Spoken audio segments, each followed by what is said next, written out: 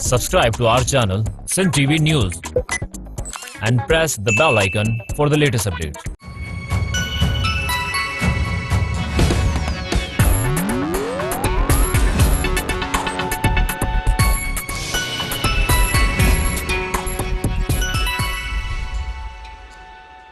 अस्सलाम वालेकुम नाज़रीन, सिंध टेलीविजन न्यूज़ जे पारां मां आहियां मुंहिंजो मेज़बान फयाज़ नाइज। नाज़रीन, सिंध में हिकु दफ़ो ॿीहर धाड़ेलनि जो राज क़ाइमु थींदो नज़र अचे पियो। उत्तर सिंध जे अंदरि हिन वक़्तु बि केतिरा ई इलाइक़ा आहिनि जितां केतिरा ई माण्हू जेके आहिनि उहे धाड़ेल जेके आहिनि उहे अगवा करे विया आहिनि ऐं पुलिस मुख़्तलिफ़ हवालनि सां कॾहिं पंहिंजो ऑपरेशन जूं ॻाल्हियूं करे थी पई। कुझु अर्सो अॻु असां ॾिठोसीं त शिकारपुर पुलिस जो पंहिंजो अहलकार जेको आहे उहो ऑफिसर उहो शहीद बि थियो हुयो ऐं उन सां गॾोगॾु उते हिकिड़ी ऑडियो कन्वर्ज़ेशन बि जेका आहे उहा बि मंज़र आम ते आई हुई। पोइ वरी असां ॾिठोसीं त तेग़े तेगाणी खे पुलिस ऑफिसरनि जे पारां के पंहिंजो इनाम ऐं इकराम ऐं लक़ब ऐं अलक़ाब ॾिना पिया विया। उन जे मान में हिकिड़ी तक़रीब बि कोठाए वई। हिन वक़्तु उत्तर सिंध जे अंदरि धाड़ेल फैक्ट्री जे हवाले सां अंग अखर वठणु ईंदासूं ऐं उनजो सॼे मामले जो जाइज़ो वठण लाइ असां राब्तो कयो आहे रोज़ानी जीजल जे सखर जे ब्यूरो चीफ सिंध टीवी जे क्राइम रिपोर्टर मोरडे महार साहब सां अचो त हुन सां गुफ़्तगू कयूं। मोरडा साहब सलाम वालेकुम। वालेकुम सलाम फैज़। मोरडो महार साहब, छा सूरत हाल आहे हिन वक़्तु इन पूरे उत्तर सिंध जे अंदरि अगवा जे वारदात जे हवाले सां? फयाज़ साहब, जेको आहे सिंध जे अंदरि जेको आहे कुझु अरसे जे लाइ मुख़्तसिर अरसे जे लाइ जेको आहे अगवा जी या बदअमनीअ जी जेका बाहि हुई उन में जेको आहे मामूली जेका ठाकुर आई, पर हींअर जेको आहे सिंध जे अंदरि जेको आहे बदअमनीअ जी जेका बाहि आहे उहा जेको आहे डुकूं बि भरे जेको आहे वधी वई आहे। हिन वक़्तु बि जेको आहे पाण उत्तर सिंध जा जेके हिन वक़्तु टे ज़िला आहिनि, जीअं सखर आहे, घोटकी आहे ऐं कश्मीर कंधाकोट, उतां हिन वक़्तु ते जेको आहे 20 माण्हू जेके आहिनि अगवा आहिनि जिन खे धाड़ेलनि जे चंबे में उते क़ैद बणियल आहिनि, जिन में सखर ज़िले जा जेके 7 मुग़वी आहिनि, जिन में लाल मशाक जो इलाइक़ो आहे, उतां ख़ैर मोहम्मद नौजवान टियों जेको अगवा थियल आहे, सालिया पटमा रहमतुल्लाह जिस्काणी ऐं इल्ताफ़ जिस्काणी जेके आहिनि उहे अगवा थियल आहिनि। ऐं जेके 3 ॼणा सखर सां ई वास्तो रखनि था, मरियम कॉलोनी पुराणे सखर जो इलाइक़ो आहे, जितां बि पोरियत दिलीप ऐं सुरेश कुमार जेके आहिनि उहे गुम थी विया आहिनि ऐं इसरार चौहान बि जेको आहे गुम थी वियो आहे। छो त उनजे वारसनि जे तरफ़ां उन्हनि जे लाइ अगवा जो शक ज़ाहिर कयो वियो आहे, पर हिन वक़्तु सखर पुलिस जेको आहे 4 मुग़वियुनि जी तस्दीक कई आहे। बाक़ी 3 माण्हुनि जी अञा त पुलिस जे तरफ़ां अगवा जे हवाले सां जेको आहे तस्दीक नाहे कई वई। ऐं घोटकी जे अंदरि जेको आहे उते बि हिकिड़ो जागीरदार जेको फैक्टर रहे पियो, सरदार भोतार आहिनि, उन्हनि जे इलाइक़े में बि जेको आहे हिन वक़्तु 6 माण्हू जेके अगवा आहिनि, जिन में प्राइमरी उस्ताद आहे अब्दुल रशीद मलक अलह रखियो, सोलंगी मोहम्मद अज़ीम सोलंगी, नीगर आहे मोहम्मद सलीम मलक ऐं खानपुर जो जेको इलाइक़ो आहे जेको सरदार अली गोहर महर वारा या पीपल्स पार्टी MNA सरदार मोहम्मद बख्श महर जो जेको तख़्त आहे उहो इलाइक़ो आहे, उनजो अबाणो घर आहे, उतां बि हिकु बिलावल महर जेको आहे अगवा थियल आहे। ऐं कंधाकोट कश्मीर वारो जेको शिकारपुर जूं हदूं बि हुन सां लॻनि थियूं, उते बि हिकिड़ो जागीरदारी फैक्टर जेको आहे उहो तमामु सघारो ताक़तवर आहे। उन इलाइक़नि मां बि 7 माण्हुनि खे जेको आहे हिन महिल ताईं अगवा कयो वियो आहे। अब्बास मीराणी आहे, हामिद मीराणी, ज़ाहिद सोल मीराणी, गंवर जाफ़री आहे, सफदर अकरम नसीराणी ऐं जेको आहे हिकिड़ो जेको आहे लाचारी आहे जेको अगवा थियल आहे। मजमूई तौर ते जेके ही 3 ज़िला जो पाण ज़िक्र कयो, सखर, कश्मीर कंधाकोट ऐं घोटकी, उन्हनि मां हिन महिल ते जेके आहिनि 20 माण्हू अगवा थियल आहिनि, जिन मां 17 ॼणनि जी जेका पुलिस जे तरफ़ां हिन महिल ते तस्दीक कई वई आहे ऐं 3 माण्हू अञा बि लापता आहिनि। जी मतिलबु 3 तव्हां उहे चओ था जेके सखर जा आहिनि, बाक़ी घोटकी मां जेके 7 माण्हू अगवा थिया आहिनि, या कश्मीर घोटकी मां 6 ऐं कश्मीर कंडकोट मां जेके 7 थिया आहिनि, उनजी पुलिस बि तस्दीक करे थी? बिल्कुलु फयाज़ साहब, उनजी पुलिस जे तरफ़ां तस्दीक कई वई आहे ऐं जेके उहे मुग़वी आहिनि 3 ज़िलनि जा उहे हिन वक़्तु बि धाड़ेलनि जे चंबे में उन्हनि वटि क़ैद बणियल आहिनि। जी अच्छा, सखर जी जेका तव्हां ॻाल्हि कई, वो सखर ज़िलो ज़ाहिरा दरिया जे ॿिन्ही किनारनि जे पासे आहे। सखर जो शहर जेको आहे उहो राइट बैंक ते आहे, जॾहिं ते साले पट वारा इलाइक़ा जेके आहिनि दरिया जे खाॿे किनारे यानी लेफ्ट बैंक ते आहिनि। जॾहिं त घोटकी राइट बैंक ते थिए थो, कश्मीर कंदकोट जेको आहे उहो घोटकी लेफ्ट बैंक ते थियो, कश्मीर कंदकोट राइट बैंक ते थिए थो। त छा इन सॼे अरसे इलाइक़े में पुलिस जो छा चवणु आहे त हिकिड़ो ई फैक्टर आहे, हिकिड़ो ई टोलो आहे, या खॿे साइड ते ॿिया टोला ऑपरेट कनि था, सॼे साइड ते ॿिया टोला ऑपरेट कनि? जी फयाज़ साहब, पुलिस जे तरफ़ां जेके मुगवी अगवा थियनि था, हिकु त हिन वक़्तु जेको आहे हुनजी पुलिस जे तरफ़ां इहो मौक़िफ़ साम्हूं पियो अचे त माण्हुनि खे जेको आहे धाड़ियल जेके रोड रस्तनि तां जेको आहे अगवा नथा करे वञनि, उहे मजमूई तौर ते जेके माण्हू अगवा थियल आहिनि या पुलिस जी हिकिड़ी दावा साम्हूं अचे थी त उहे औरताणे आवाज़ ते हिरखिजी अगवा थी विया आहिनि। हाणे जेके अगवा माण्हू थिया आहिनि उन्हनि में जेको पुलिस जे तरफ़ां जेके गैंग्स ॿुधायूं वञनि थियूं, पाण वटि जेको आहे गड़ी तेगो वारे इलाइक़े में जेको आहे तेगाड़ियुनि जी जेका टोलो ॿुधायो वञे थो, गैंग ॿुधायो वञे थो, ऐं घोटकी वारे पासे जे रोंती वारो जेको इलाइक़ो आहे उते उमर शरनि जी हिकिड़ी गैंग ॿुधाई वञे थी। जागीराणी मुख़्तलिफ़ जेके बिरादरनि सां जेके क्रिमिनल्स आहिनि उन्हनि जा बि जेके टोला ॿुधाया वञनि था, उहे उन्हनि खे अगवा कनि था। हीउ जेको शिकारपुर जे हवाले सां पाण जेकॾहिं ॻाल्हि कयूं त शिकारपुर भोतारनि सरदारनि जे हिसाब सां हिकिड़ो ताक़तवर रहियो आहे, उते वधीक उन्हनि जो असरु रहियो आहे। पर हिन वक़्तु जेका उते पोज़ीशन इहा आहे त हिन ॿियनि ज़िलनि जा सखर जा आहिनि, घोटकी जा आहिनि या कश्मीर कंदकोट जा, उन्हनि माण्हुनि खे जेको आहे अगवा जेको कयो पियो वञे उहो कश्मीर शिकारपुर जो जेको गौसपुर तेगो खान तेगाणी वारो इलाइक़ो आहे उन्हनि खे उते अगवा कयो पियो वञे। माज़ीअ में त मशहूरु रहियो आहे शाह बेलो जेको धाड़ियलनि जी जन्नत चई वेंदी हुई, उते बदनाम धाड़ियल हिन वक़्तु मुनीर मिसराणी ऐं उन सां ॿिया बि जेके काफ़ी धाड़ियल जेके नाम याफ़्ता आहिनि उहे बि उते रहनि पिया। पर हिन वक़्तु पुलिस जे तरफ़ां जेको अॼु बि जेका पुलिस ऑफिसर सां ॻाल्हि ॿोल थी आहे, जिन में SS इरफान समो सां बि ॻाल्हि थी, उनजो चवणु आहे त शाह बेले में हिन वक़्तु बि जेको आहे कोई मुगवी जेको आहे हिन वक़्तु मौजूदु न आहे। कुलई जेके मुगवी आहिनि उन्हनि खे तेगो खान वारा तेगाणी वारो जेको इलाइक़ो आहे या मुख़्तलिफ़ जेके कश्मीर जा इलाइक़ा आहिनि कच्चे वारा, उन्हनि खे उते पियो रखियो वञे। पके वारनि इलाइक़नि में हिन वक़्तु जेको पुलिस जो मौक़िफ़ साम्हूं पियो अचे त मुगवियुनि खे उते धाड़ियलनि जे तरफ़ां नथो रखियो वञे। फयाज़ साहब, जेके मुगवियुनि जे हवाले सां मुख़्तलिफ़ वक़्तनि ते ऑपरेशन थियूं आहिनि उहे बि पुलिस जूं मुकमल नाकाम वयूं आहिनि। जीअं ताज़ो गुज़िरियल दिहाड़े सखर पुलिस तेगो खान तेगाणीअ जे घरनि ते उनजे सोट या उनजो जेको इलाइक़ो आहे उन्हनि ते ऑपरेशन कयो वियो, पर जेको आहे पुलिस उतां जेको आहे ॿिए ॾिहाड़े जेको आहे उहो ऑपरेशन अध में मुलतवी करे जेको आहे हथे ख़ाली वापसि मोटी आई, जिते पुलिस जे तरफ़ां इहो मौक़िफ़ अटल साम्हूं पुलिस ऑफिसरनि जो अचे त जितां मुगवी जेको आहे बाज़ियाब कराइबो आहे उन खां पोइ ई ऑपरेशन बंदि कयो वेंदो।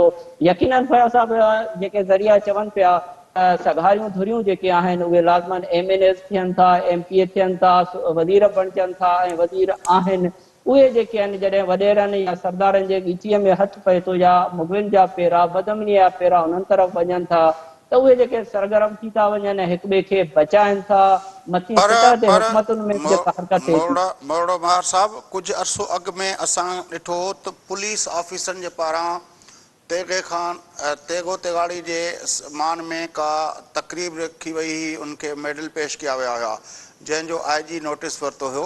उहो मामिलो किथे पहुतो, उन जे पुठियां कहिड़ा कारण हुया?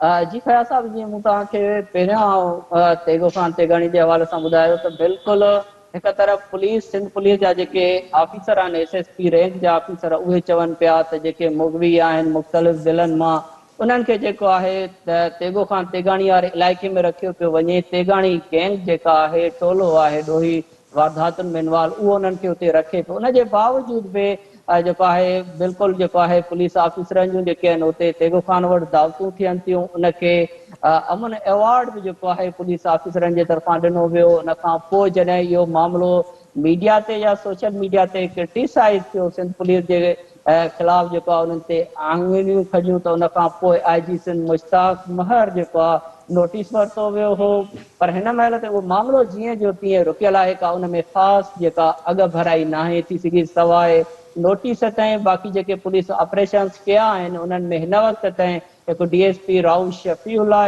SHO लखी गुलाम शाह जो हो, मुर्तज़ा मीराणी समेत जेके आहिनि 7 अहलकार जेके आहिनि हिन ऑपरेशन्स में जेको आहे शहीद थी चुका आहिनि, पर पुलिस खे का कामयाबी न पर नाहे पुलिस मिली। ऑफिसरनि जो छा चवणु आहे त हुननि जेको इहो अमन अवॉर्ड ॾिनो पए उन जा बुनियादी कारण कहिड़ा हुया? छाकाणि त कुझु सोशल मीडिया जे हलकनि में ऐं मीडिया जे हलकनि में इहो पियो चए त जेका कंदकोट घोटकी पुल पई ठहे उन में अमन जे हवाले सां को कॉन्ट्रैक्ट ॾिनो वियो आहे अनऑफिशियली तेगे तेगाणी खे। जी फयाज़ साहब, जेका तव्हां जेको सवाल पिया कयो उन हवाले सां जेका ज़ाहिरी तौर ते मतिलबु जेके आम कचहरियूं थियनि थियूं ऑफिशियली त को पुलिस ऑफिसरनि जो उन हवाले सां को मौक़िफ़ साम्हूं नथो अचे, पर ऑफिसर बिल्कुलु इहा ॻाल्हि कनि था त कुझु जेके सियासी धुरियूं आहिनि उहे तेगो ख़ान तेगाणीअ खे बचाइनि थियूं, उन जे करे अहिड़ो क़िस्म जो माहौल जोड़ियो पियो वञे। अच्छा मोला, ही जेको पंहिंजो पुलिस ऑफिसरनि जो छा चवणु आहे त इन सॼे कहाणी और इहो सॼो मामले जे पुठियां असुल छा चकर हुननि छो पे अमन अवॉर्ड ॾिनो तेगे तेगाणी खे?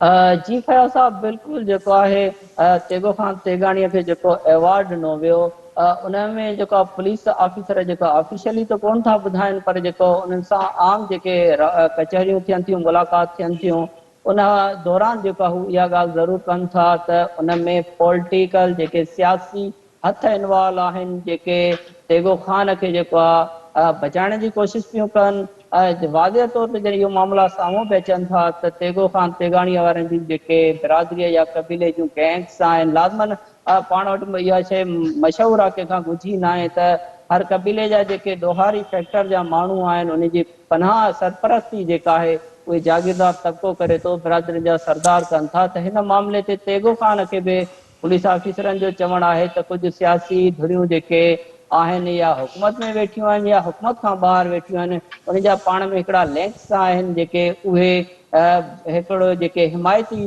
फैक्टर आहे, पंहिंजा जेके सियासी उन्हनि जा मुफ़ाद आहिनि। अच्छा मोला, जेको ही पुलिस ऑफिसरनि जो छा चवणु आहे जेको तेगो तेगाणी खे हुननि अमन अवॉर्ड ॾिनो, उनजे बारे में police officer on the record या ऑफ द रिकॉर्ड छा था चवनि?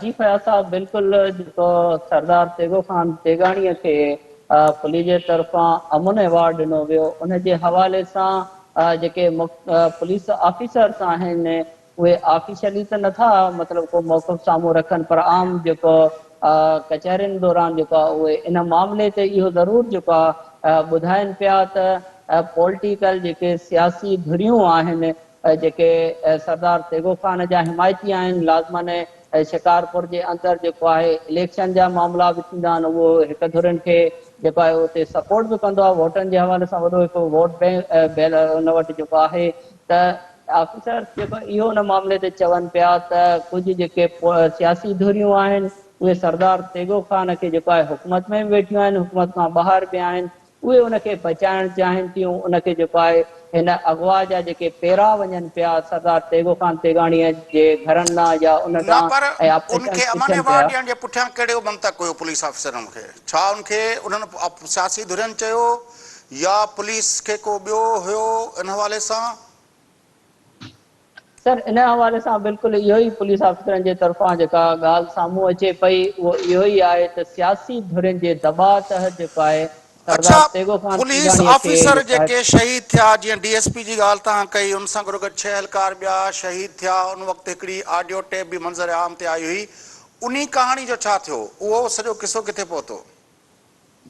जी फयाज़ साहब, बिल्कुलु जेको आहे DSP जेको हुयो शिकारपुर जो अब्दुल कादिर चांडियो, उन जो जेको आहे चाबेले में जेको बदनाम धाड़ियल आहे मुनीर मिसराणी या ॿियनि बि जेको आहे पुलिस ऑफिसरनि जूं जेको आहे धाड़ियलनि सां जेका ॻाल्हि ॿोल जूं जेके ॻाल्हियूं राब्ता कया विया, उहे जेके सोशल मीडिया ते जेको आहे वीडियो या ऑडियो जे सूरत में जेके आउट थियूं, ज़ाहिर थियूं, उन खां पोइ ज़ाहिरी तौर ते उन वक़्त जो जेको AIG सखर हुयो डॉक्टर जमील अहमद जमील अहमद जेको उन जे तरफ़ां इहो जेको मामिलो साम्हूं आयो हो त ऑफिसरनि जूं जेके आहे धाड़ेलनि सां ॾोहारियुनि सां जेके ॻाल्हि ॿोल राब्ता थींदा आहिनि पर उन राब्तनि खे उहो उन सेंस में न पियो वठे त का हिन जी का पाण में दोस्ती आहे या कोई अहिड़ो मामिलो हू उते बि जेको आहे पंहिंजे ई ऑफिसरनि जी जेका उन वक़्तु जेका मुंहिंजी हुन सां ॻाल्हि ॿोल थी डॉक्टर जमील अहमद सां त उन जी तरफ़दारी पियो करे चए पियो त हीउ हिकिड़ो आम रवायती मामिलो आहे ॻाल्हियूं थींदियूं आहिनि को धाड़ेलनि सां दोस्ती या उन्हनि खे बचाइण जो मामिलो न आहे अञा बि उन्हनि खे ॻाल्हि ॿोल राब्तो करे जेको आहे उनखे सोघो करणु या उन्हनि खे गिरफ़्तार करण जे हवाले सां इहे हिकिड़ी पुलिस जी जेका प्लानिंग जो पर उहो हिसो केस जेको आहे डीएसपी साहब जो ऐं एहलकारनि जो उन्ही जो छा थियो? सर फयाज़ साहब हिन वक़्त ताईं जेके 7 जेके पुलिस जा अहलकार शहीद थिया आहिनि जिन में डीएसपी खानपुर में थियो राउ शफीउल्ला लकी गुलाम शाह जो एसएचओ मुर्तज़ा मीराणी थियो हुयो या सखर जेको अहलकार शहीद थियो हो शिकारपुर चकवार इलाइक़े जा जेके अहलकार आहे उते शहीद थिया हिकिड़ो घोटकीअ में थियो मजमूई तौर ते जेके 7 अहलकार शहीद थिया आहिनि हिन वक़्त में पुलिस जे तरफ़ां सिर्फ़ एफआईआरूं दाख़िल कयूं वयूं आहिनि केस दाख़िल कया विया आहिनि उन खां वधीक का अॻ भराई न आहे थी सिर्फ़ केस कोर्टुनि ॾांहुं धिकिया विया आहिनि कोर्टुनि ताईं बसि ही मामला हलनि अच्छा पिया पर मुल्ला, पुलिस हिन खे वक़्तु जीअं तव्हां चओ पिया त हिन इलाइक़े में 20 माण्हू हिन वक़्तु बि अगवा थियल आहिनि, छा को ऑपरेशन प्लानिंग हेठि आहे? पुलिस जा ज़रिया छा था चवनि? जी फयाज़ साहब पुलिस खे जेको हाणे हिकिड़ो वधि में वधि जेको मामिलो जेको आहे साम्हूं अचे थो उन्हनि खे हिकिड़ो बचाव वारी जेका ॻाल्हि अचे थी त कचे जे इलाइक़े में पाणी अची वियो आहे उन जे करे जेका पुलिस जेका ऑपरेशन जेके आहिनि उहे थींदे नज़र न पिया अचनि छाकाणि त पाणीअ जो पुलिस जे तरफ़ां हिकिड़ो जवाबु रखियो पियो वञे त थाड़ियल महफ़ूज़ हंधनि ते आहिनि पाणीअ वारनि इलाइक़नि ॾांहुं भॼी वञनि था पर जंहिं वक़्तनि में पाणी न हुयो बि फयाज़ साहब जेके बि पुलिस ऑपरेशन कया छाबिले में कया या मुख़्तलिफ़ कचे वारनि इलाइक़नि में कया उहे नाकाम विया अहलकार शहीद थिया वॾी पर महिरबानी उन्हनि ऐं इलाइक़नि में मौलूमात साहब मक़सदु तव्हां कान असांखे थियो अपडेट कयो। नाज़रीन, उत्तर सिंध जे अंदरि हिन वक़्तु बि 20 माण्हू अगवा थियल आहिनि बकौल असांजे रिपोर्टर जे 7 माण्हू सख ज़िले मां 6 माण्हू घोटकी ज़िले मां जॾहिं त कशमोर कंदकोट मां 7 माण्हू अगवा थियल आहिनि। कुझु वक़्तु ताईं ख़ैरपुर ऐं ॿियनि शिकारपुर मां बि मुग़वियुनि जो तादादु हो जेके आहिस्ता आहिस्ता आज़ादु थी चुका आहिनि। उहे कीअं आज़ादु थिया आहिनि उन हर हिक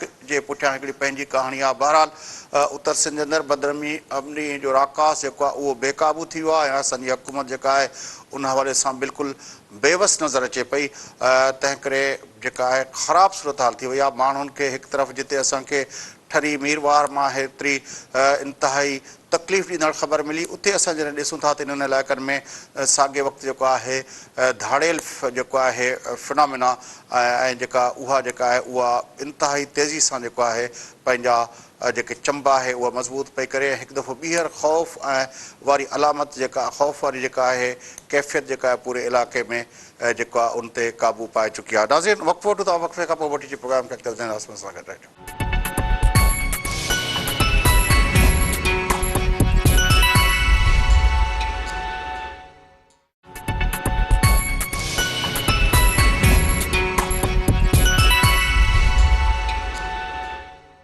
वेलकम बैक नाज़रीन, अचो प्रोग्राम जे सिलसिले खे अॻिते वधायूं। गुफ़्तगू हलंदड़ हुई अगवा जे वारदातुनि जे हवाले सां। अगवा जूं वारदातूं सिर्फ़ु उत्तर सिंध में न पियूं थियनि, इस्लामाबाद वफ़ाक़ी दारुल हुकूमत मां अॼु जेको आहे मुल्क जो हिकु सीनियर सहाफ़ी मतीउल्ला जान जेको आहे उहो अगवा थी वियो आहे, जंहिंजे बारे में ख़ुदि मिनिस्टर इंफॉर्मेशन शबली फराज़ बि इन ॻाल्हि जो इक़रार कयो त हेल ताईं जेका इंफॉर्मेशन मिली आहे उन मां इहा ॻाल्हि यकीन सां चई सघिजे थी त मतीउल्ला जान जेको आहे उहो अगवा थी वियो आहे।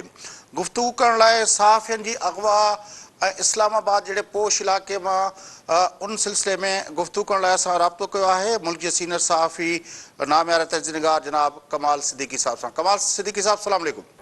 जी अस्सलाम वालेकुम। सर, ये किस तरह देखते हैं ये जो आज खबर आई है इस्लामाबाद से हमारे सीनियर कलीग मतीउल्ला जान की अगवा का मामला? ये बहुत डिस्टर्बिंग डेवलपमेंट है कि इतने दिन दहाड़े आप देख रहे हैं जिस तरीके से इनको अगवा किया गया है, और जो कैमरा फुटेज है उसमें ये भी दिख रहा है कि उसमें यूनिफॉर्म पुलिस के लोग भी शामिल हैं। तो ये बहुत एक परेशान कुन डेवलपमेंट है कि ये ऐसी चीज़ें हो रही हैं इस्लामाबाद में या पाकिस्तान में। لیکن یہ چیزیں صحافیوں کے حوالے سے تو پہلے بھی رہی ہیں اور اب بھی ہو رہی ہیں، لیکن ہم نے دیکھا ہے کہ پاکستان کے اندر اس طرح کی چیزیں بہت دوسرے سیاسی کارکنوں کے حوالے سے خود جو ہے وہ ہمیں نواز شریف کی حکومت میں مریم نواز کی سوشل میڈیا ٹیم کے اس طرح کی گمشدگی کی خبریں آئی تھیں، پھر زرداری صاحب کے کچھ جو غلام قادر مری وغیرہ گم ہو گئے تھے، ان کے خاص آدمی جانے جاتے ہیں، ان کے بھی اغوا کی اس طرح کی خبریں آئی تھیں، حالانکہ حکومت میں تھے وہ. تو یہ کیا سلسلہ ہے؟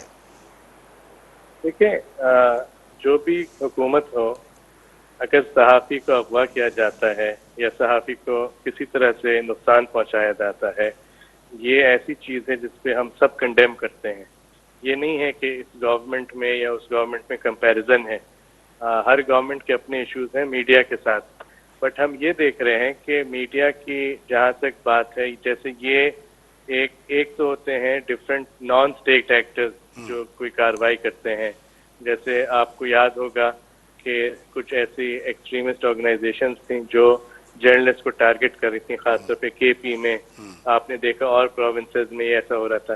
بٹ ادھر تو ہمیں دکھ رہا ہے صاف کہ یہ کوئی گورنمنٹ کے ادارے نے کیا ہے. تو یہ میرے لیے ایک پہلی بات تو یہ ہے کہ یہ بہت ایک ورثم پریشان کن ڈیولپمنٹ ہے.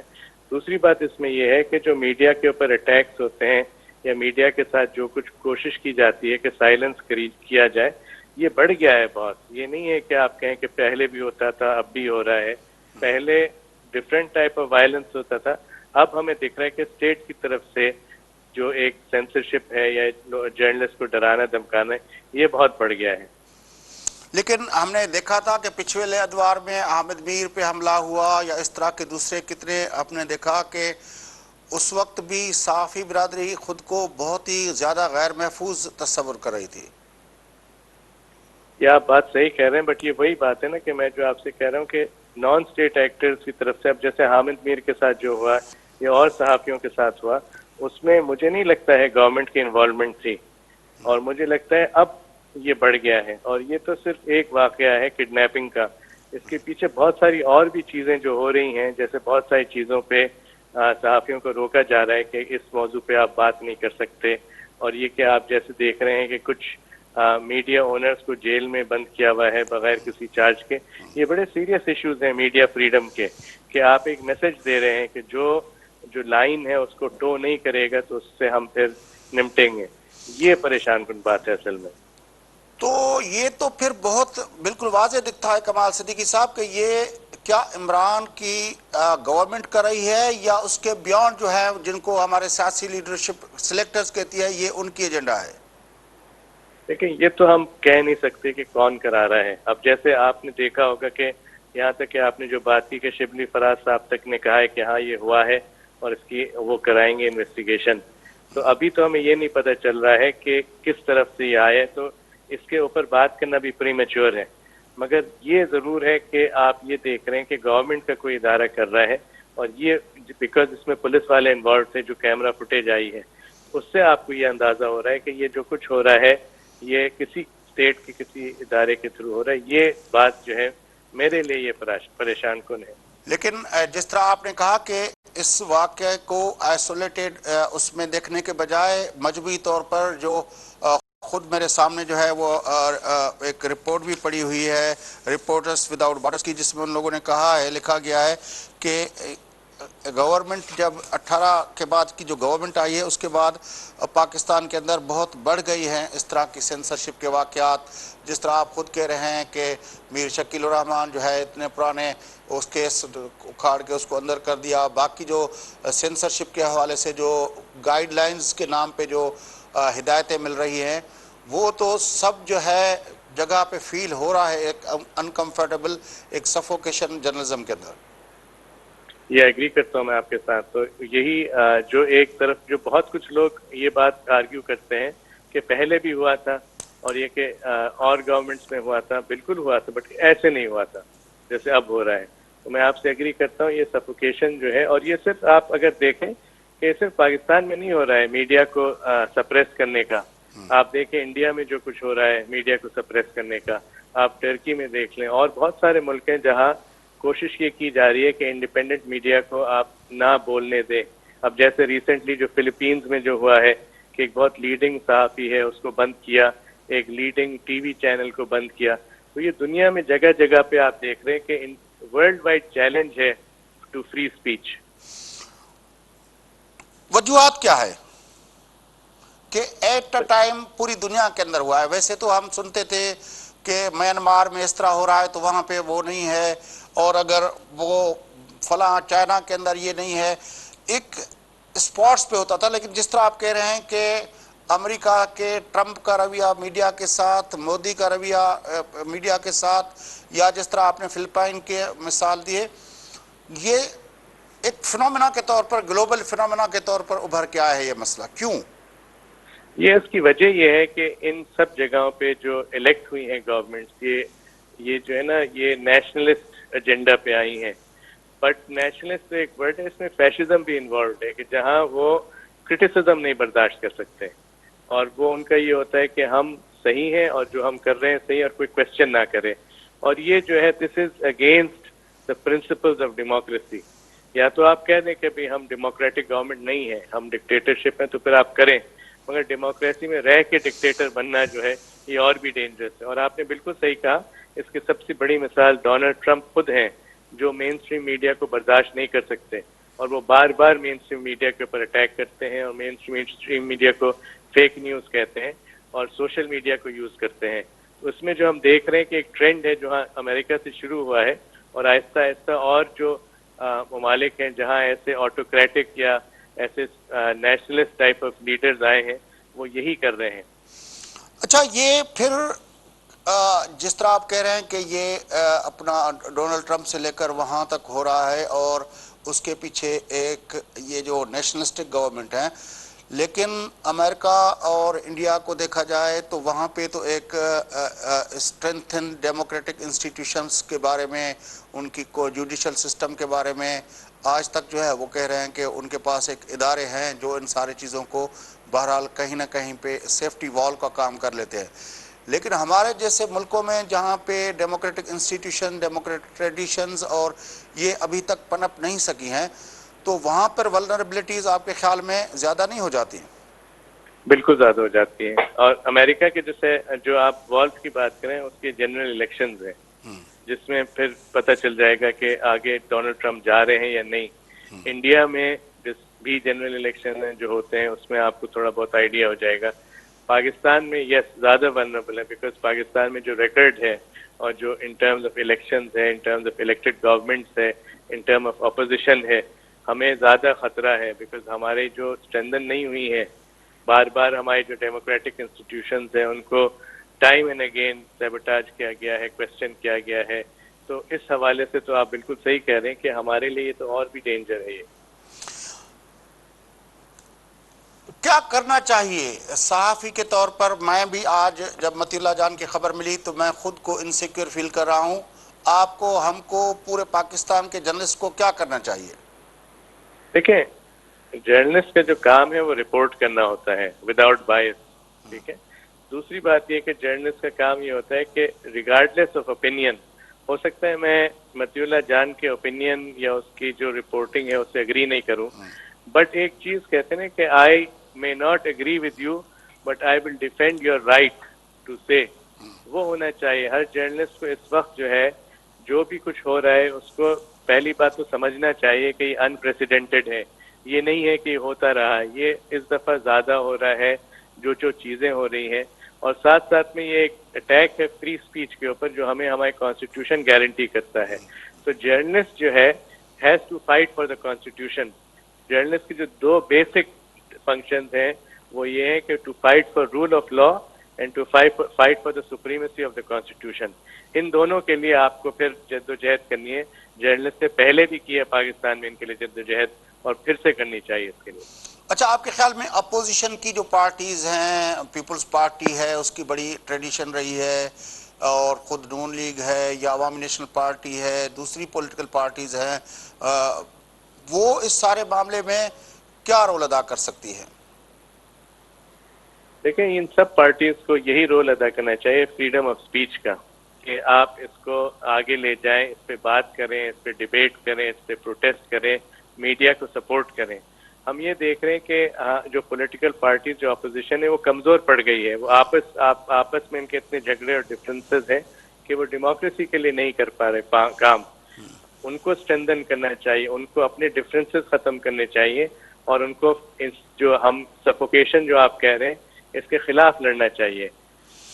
बड़ी मेहरबानी कमाल सिद्दीकी साहब, आपने हमें टाइम दिया। नाज़रीन, मुल्क जा सीनियर सहाफ़ी हमारा तजनिगार कमाल सिद्दीकी साहब असां सां गॾु हुआ। इस्लामाबाद वफ़ाक़ी दारुल हुकूमत इस्लामाबाद मां सीनियर सहाफ़ी मतीउल्लाह जान जेको आहे उहो अगवा थी वियो आहे। शमली फराज़ साहब जो चवण इहो त हेल ताईं जेके इतला मिलिया आहिनि उन मां इहा ॻाल्हि यकीन सां चई सघिजे थी त उनखे अगवा कयो वियो आहे। पर जीअं कमाल सिद्दीकी साहब ॿुधायो त उन वक़्तु जेके मौक़े जा जेके CCTV फुटेज मिलिया आहिनि उनमें लॻे ईअं थो त उन अगवा जी कार्रवाई में के सरकारी अहलकार भी मौजूद हुआ। बहरहाल इंतहाई जेका आहे तकलीफ़ ॾींदड़ ख़बर आहे पूरे पाकिस्तान जी सहाफ़ी बिरादरी लाइ।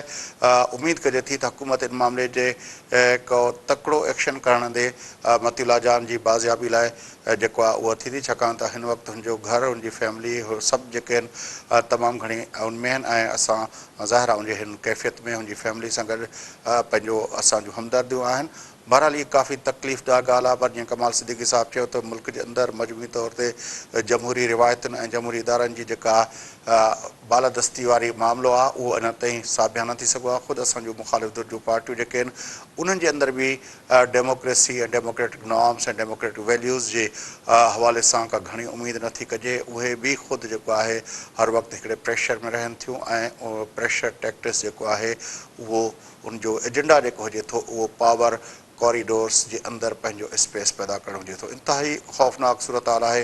उमेद कजे थी त उनमें बहितरी ईंदी। नाज़रीन सां गॾु प्रोग्राम जो वक़्तु पूरो थिए थो। पंहिंजे मेज़बान फयाज़ नशकीन इजाज़त सदाई गॾु।